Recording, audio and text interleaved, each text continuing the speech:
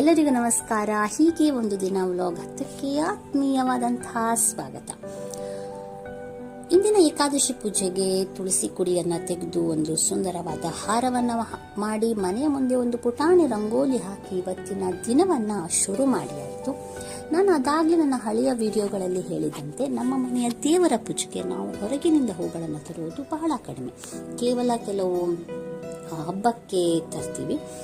ನಮ್ಮ ಮನೆಯಲ್ಲಿ ಬಹಳ ವಿವಿಧ ರೀತಿಯ ಹೂಗಳು ಆಗತ್ತೆ. ಕಾಡು ಹೂಗಳಾಗಿರ್ಬೋದು, ಕೆಲವು ಸೀಸನಲ್ಲೇ ಬೆಳೆಯುವಂಥ ಹೂಗಳಾಗಿರ್ಬೋದು, ಎಲ್ಲ ಸೀಸನಲ್ಲೂ ಸಿಗುವಂಥ ಹೂಗಳಾಗಿರ್ಬೋದು, ಅಲಂಕಾರಕ್ಕೆ ಬಳಸುವಂಥ ಹೂಗಳು, ಅಂದರೆ ಇವನ್ನ ಪೂಜೆಗೆ ಬಳಸಲ್ಲ, ನೋಡಲಿಕ್ಕೆ ತುಂಬ ಚೆನ್ನಾಗಿದೆ ಅಂತ ಬೆಳೆಸಿರುವಂಥ ಹೂಗಳಾಗಿರಬಹುದು, ತುಂಬಾ ಪರಿಮಳ ಇರುವಂಥ ಹೂಗಳಾಗಿರಬಹುದು, ಈ ಬಳ್ಳಿಯಲ್ಲಿ ಹುಟ್ಟುವ ಹೂಗಳಾಗಿರ್ಬೋದು, ಎಲ್ಲ ರೀತಿಯ ಹೂಗಳು ನಮ್ಮ ಮನೆಯ ಸುತ್ತಮುತ್ತ ಇವೆ. ಅವುಗಳನ್ನೇ ಪೂಜೆಗೆ ಬಳಸ್ತೀವಿ. ಹಾಗೆ ಇವುಗಳನ್ನೆಲ್ಲ ತೆಗೆದು ಇವತ್ತಿನ ಪೂಜೆಗೆ ಸಿದ್ಧ ಮಾಡಿ ಆಯಿತು. ಅಂದಾಗಿ ಈ ಫೋಟೋಗಳನ್ನೆಲ್ಲ ತೆಗೆದಿದ್ದು ನನ್ನ ಮೈದ್ನ, ಅವನ ಮೊಬೈಲ್ ಕ್ಯಾಮರಾದಲ್ಲೇ ತೆಗೆದಿದ್ದು. ಬಹಳ ಚೆನ್ನಾಗಿ ಫೋಟೋ ತೆಗಿತಾನೆ ಮಾತ್ರ. ಅದಾದಮೇಲೆ ಇವತ್ತಿನ ದಿನದ ಅಡುಗೆಗೆ ನಮ್ಮ ಮನೆಯಲ್ಲೇ ಬೆಳೆದಂಥ ಬಸಳೆಯನ್ನು ಸಿದ್ಧ ಮಾಡ್ತಾ ಇದ್ವಿ. ಸಿದ್ಧ ಮಾಡ್ತಾ ಇರಬೇಕಾದ್ರೆ ನೋಡ್ತೀನಿ, ನಮ್ಮ ಮನೆಯ ಸಣ್ಣ ಮಕ್ಕಳು, ಸಣ್ಣ ಮಾವ, ನನ್ನ ಮಾವನ ಜೊತೆಗೆ ಸೊಪ್ಪಿನ ಬೆಟ್ಟದ ಕಡೆಗೆ ಹೊರಟಿದ್ರು. ಇವಾಗಪ್ಪ ಸೊಪ್ಪಿನ ಬೆಟ್ಟದ ಕಡೆ ಹೊರಟಿದ್ದಾರೆ ಅಂತ ನೋಡಿದರೆ, ಈಗ ಮಳೆ ಬಂದು ಹೋಗಿರೋದ್ರಿಂದ ಸ್ವಲ್ಪ ಉಳಿದಂಥ ಸಳ್ಳೆ ಹಣ್ಣನ್ನು ತರಲಿಕ್ಕೆ ಹೊರಟಿದ್ರು. ಈ ಮಿಷಿನ್ ಏನು ಅಂತ ನಿಮಗೆ ಗೊತ್ತಾ? ಗೊತ್ತಿದ್ದವರು ಮುದ್ದಾಮಾಗಿ ಕಮೆಂಟಲ್ಲಿ ಹೇಳಿ.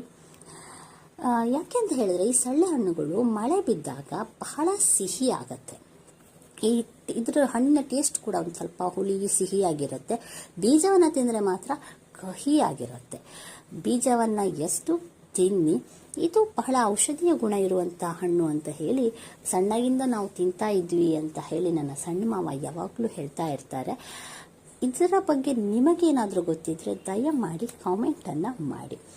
ಹಾಗೆ ನಾನು ಹಾಕಿದಂಥ ಹೂವಿನ ಫೋಟೋಗಳಲ್ಲಿ ನಿಮಗೆ ಯಾವ್ಯಾವ ಹೂಗಳ ಹೆಸರು ಗೊತ್ತು ಅನ್ನೋದನ್ನು ಕೂಡ ಕಮೆಂಟ್ ಮಾಡೋದು ಮರಿಬೇಡಿ. ಹಾಗೆ ಇಲ್ಲಿ ಸಳ್ಳೆ ಹಣ್ಣನ್ನು ತಿಂದು ಮತ್ತೊಂದಿಷ್ಟನ್ನು ಮನೆಗೆ ಅಂತ ತುಂಬಿಕೊಂಡು ನಾವು ಹೊರಟಿದ್ದು ನಮ್ಮ ತೋಟದಲ್ಲಿರುವಂಥ ಹೊಳೆ ಹತ್ರ. ಈಗಾಗಲೇ ಮಳೆ ಬಂದು ಹೋಗಿರೋದ್ರಿಂದ ಹೊಳೆಯಲ್ಲೂ ಸಹ ಸ್ವಲ್ಪ ನೀರಿತ್ತು. ಜೋರಾಗಿ ಮಳೆ ಬರಲಿಕ್ಕೆ ಪ್ರಾರಂಭ ಆದಾಗ ನಾವಿಲ್ಲಿ ಬರಲಿಕ್ಕಾಗಲ್ಲ, ಯಾಕಂದರೆ ಕಲ್ಲಿರೋದ್ರಿಂದ ಜಾರಿ ಹಲ್ಲು ಮುರ್ಕೊಳ್ಳೋ ಸಾಧ್ಯತೆ ಇರುತ್ತೆ. ಇನ್ನು ಅಂತಹ ಸಾಹಸಕ್ಕೆ ನಾವುಗಳು ಕೈ ಹಾಕಲ್ಲ.